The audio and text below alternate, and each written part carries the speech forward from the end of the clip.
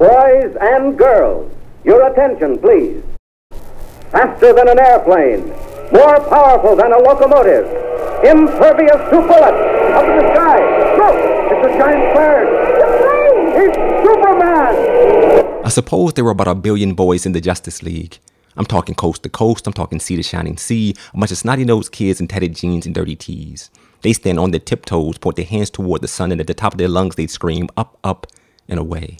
And no matter how impossible or improbable it seemed, with a towel tied around their neck, hanging just below their knees, and an S magic marker on their chest, they tried to fly in their dungarees. Yes, they had the fire of youth in their eyes.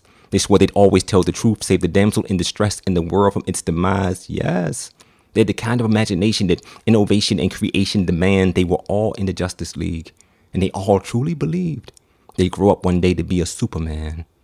And 20 years later, many sit, dutiful, dressed to impress, every day in their cubicles, depressed, staring at screens with youthful dreams they never dare admit. I confess, out of 1 billion, I've seen at least 200 million boys, no less, that have become men and let time cover up the S on their chest.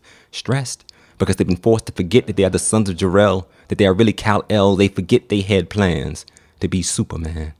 And there they stand on the northbound platform, or stuck in the morning drive, rushing off to their 9 to 5, thinking that's that for them.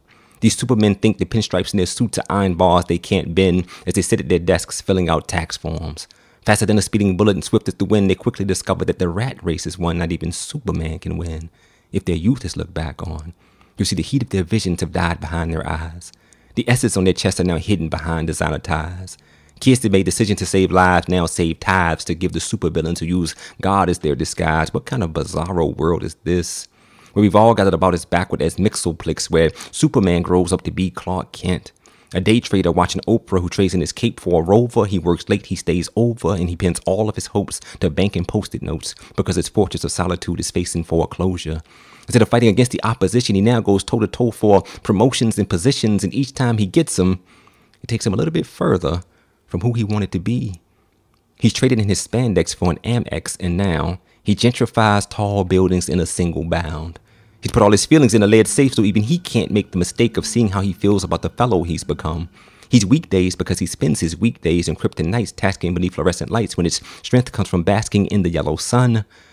By the time he's 41, he will have forgotten he ever wanted to fly. By 45, he would have taken a position as a politician and forgotten he never wanted to lie. By 47, all thoughts of the Superman he wanted to become are almost gone. He hasn't saved a life in years, not even his own.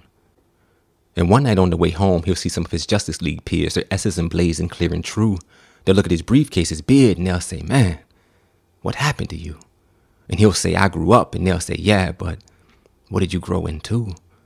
They'll say, "Look, Clark, we understand you got to do what you got to do. You probably own property, stock, bonds, and buildings. You probably live properly and stand to make millions, but man, you used to want to be Superman. You used to have plans to save Congolese women and South American children, to fight against injustice, inequality, robber barons, and corporate villains. True, you'd have never made $1 million, but you'd have certainly made a difference."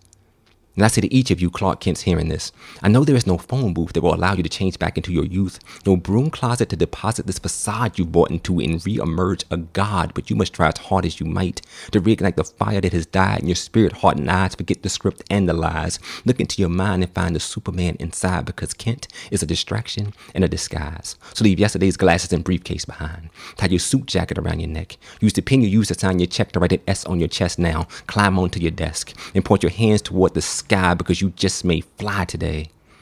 The past is in the wind, the present here and gone again, but the future is up, up, and away.